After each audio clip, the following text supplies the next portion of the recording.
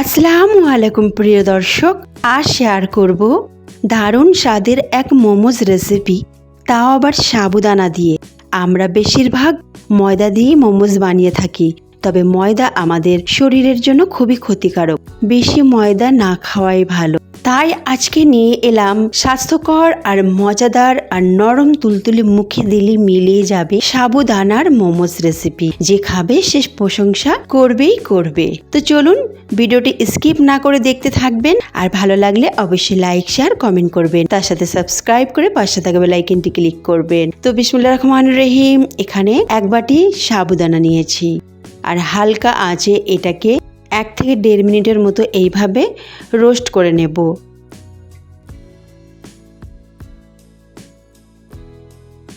তারপরে এটাকে একটু ঠান্ডা করে নেব, তারপরে গ্রাইন্ডিং জারে দিয়ে এটাকে পাউডার বানিয়ে নেব।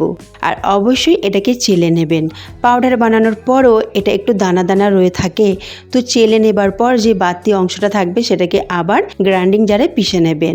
যাই হোক, আমার যতটুকু বেরিয়েছে এটা দিয়ে আমি মোমোর ডো বানাবো। তো এখানে একটু লবণ দিলাম, আর বাইন্ডিংয়ের জন্য দিয়ে দিলাম 2 চামচ কর্নফ্লোর। এবার ভালো করে মিশিয়ে নিলাম।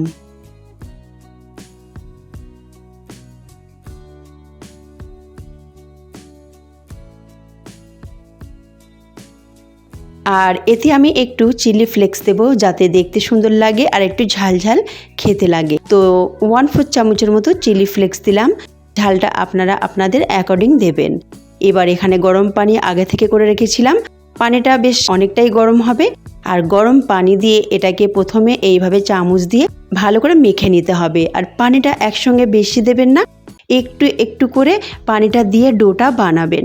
যেহেতু সাবুদানা, আর সাবুদানা একটু বেশিই পানি টানে, তো একটু একটু করে পানি দিয়ে ডোটা বানিয়ে নেবেন। আর আমি এখানে চামচ দিয়ে ভালো করে মেখে নিচ্ছি, যেহেতু গরম পানি।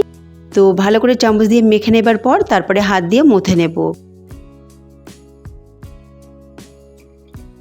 এবার আমি হাত দিয়ে এটাকে মথে নেব। আর যদি মনে হয় পানির আর একটু প্রয়োজন হচ্ছে বা খুব শক্ত, তো ওপরে 1 চামচ করে পানি দিয়ে এটাকে ভালো করে স্মুথ করে মথে নেবেন।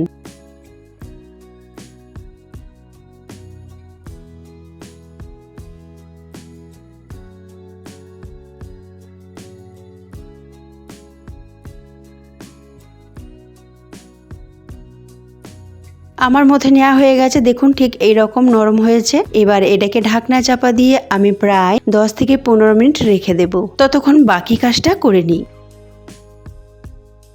এদিকে একটা কড়া বসিয়েছি, আর তাতে সাদা তেল এই 1 চামচের মতো দিয়ে দিলাম। তেলটা গরম হতেই একটা ডিম দিয়ে দিলাম, আর একটু লবণ ছিটিয়ে দিলাম। চাইলে আপনারা এখানে কালো মরিচের গুঁড়োও দিয়ে দিতে পারেন, বা জিরা গুঁড়োও দিয়ে দিতে পারেন। এবার ডিমটাকে এইভাবে ভুজিয়ার মতো ভেজে তুলে নিলাম। তবে ডিমটাকে বেশি ভাজবো না, ডিমটা বেশ নরম থাকবে, তবেই খেতে ভালো লাগবে।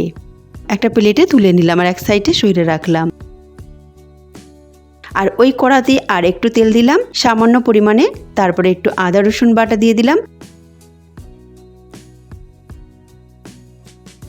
কাঁচা লঙ্কা কুচি, পেঁয়াজ কুচি সব সামান্য পরিমাণে দিয়ে দিলাম। তো কাঁচা লঙ্কা আর পেঁয়াজটাকে একটু নাড়াচাড়া করে নেব। তারপরে গাজর কুচি দিয়ে দিলাম, এটাকেও একটু নাড়াচাড়া করে নেব।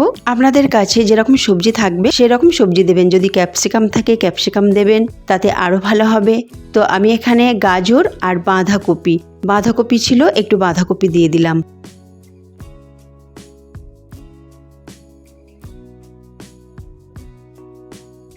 এবার একটু নাড়াচাড়া করে এটাকে একটু নরম করে নেব। আর একটু লবণ আর ধনে আর জিরে ভাজা একটু দিয়ে দিলাম। আর এখানে চাইলে আপনারা কালো মরিচের গুঁড়ো দিতে পারেন।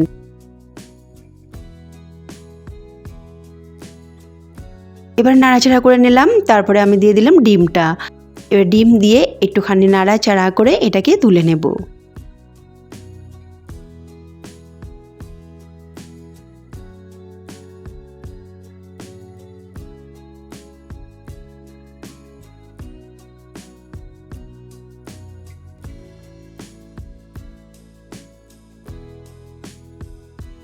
দেখুন পুরটা কত সুন্দর দেখতে লাগছে। এবারে এই কড়াটাকে ভালো করে ধুয়ে নেব, আর এতে একটু পানি দিয়ে তাতে দিয়ে দেব 2টো টমেটো।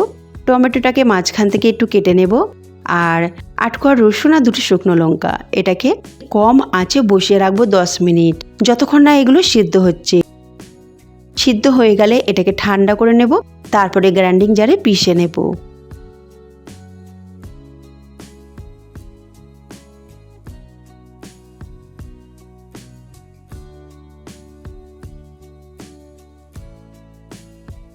এদিকে সাবুদানার ডো থেকে লেচি কেটে নিলাম, আর লেচিটাকে ভালো করে গোল করে নিয়ে আর বেলে নিচ্ছি।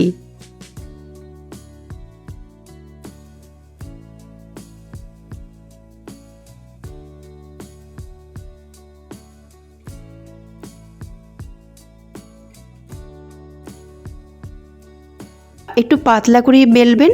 আর এরকম একটা আমি টিফিন কৌটো নিয়েছি, সেটা দিয়ে কেটে নিচ্ছি যাতে সবগুলো সমান মাপের হয় আর দেখতেও বেশ ভালো লাগে। এবার আমি পুর ভরে নেব। আপনারা আপনাদের পছন্দ মতো ডিজাইন দিতে পারেন, তবে আমি সিম্পল দিচ্ছি। শুধু মুখটা মুড়ে নেব, মাঝখানে পুরটা দিয়ে আর ফোল্ড করে মুড়ে নেব। তো সামান্য পরিমাণে পুর দেবেন, বেশি পুর দিলে আবার এর মুখটাকে মুড়ে নেওয়া যাবে না। আর এইভাবে পুরটাকে ভালো করে শেপ দিয়ে নিচ্ছি, তারপরে উল্টে দিয়ে এইভাবে আঙুল দিয়ে প্রেস করে এর দুটো মুখকে জুড়ে দিচ্ছি। দেখুন একটা হয়ে গেল। এবার এটাকেও করে নেব।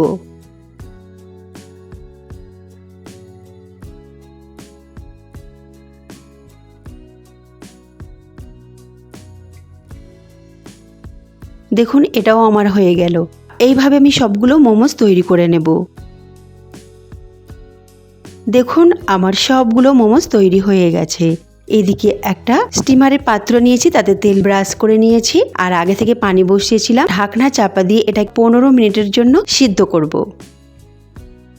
আর এদিকে কড়া নিয়েছি, কড়াতে সর্ষের তেল দিলাম। তেলটা গরম হতেই টমেটোর যে পেস্টটা বানিয়ে রেখেছিলাম সেটা দিয়ে দিলাম, আর গ্রাইন্ডিং জারটা ধুয়ে একটু পানি দিয়ে আর তাতে দিয়ে দিলাম বিট লবণ আর একটু সাদা লবণ আর সামান্য পরিমাণে কাশ্মীরি লঙ্কা, আর দিয়ে দিলাম 1 চামচ চিনি।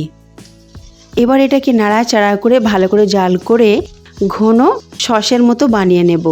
এই সসটা মোমোস দিয়ে খেতে কিন্তু খুবই দারুণ লাগে আর খুবই সহজ পদ্ধতিতে বানালাম। আপনারা চাইলে এইরকম সস বানিয়ে ফ্রিজে রেখে দিতে পারেন একটা কোনো কৌটো বা বয়েমে, আর যখনই মোমোস খেতে ইচ্ছে যাবে ঝট করে বানিয়ে এই সস দিয়ে পরিবেশন করে নিতে পারেন। এবার এটাকে এক সাইডে আমি সরিয়ে রাখবো, আর এদিকে দেখে নেব সাবুর মোমোসগুলোকে। দেখুন মাশাআল্লাহ কত দারুণ হয়েছে দেখতে, খুবই আকর্ষণীয় আর খুবই ট্রান্সপারেন্ট, একেবারে নরম তুলতুলে, খেতে দারুণ মজার, মুখে দিলেই মিলিয়ে যাবে। অবশ্যই এটা ট্রাই করবেন একবার হলেও। আর আজকের রেসিপিটি ভালো লাগলে অবশ্যই লাইক শেয়ার কমেন্ট করতে ভুলবেন না। আল্লাহ হাফেজ।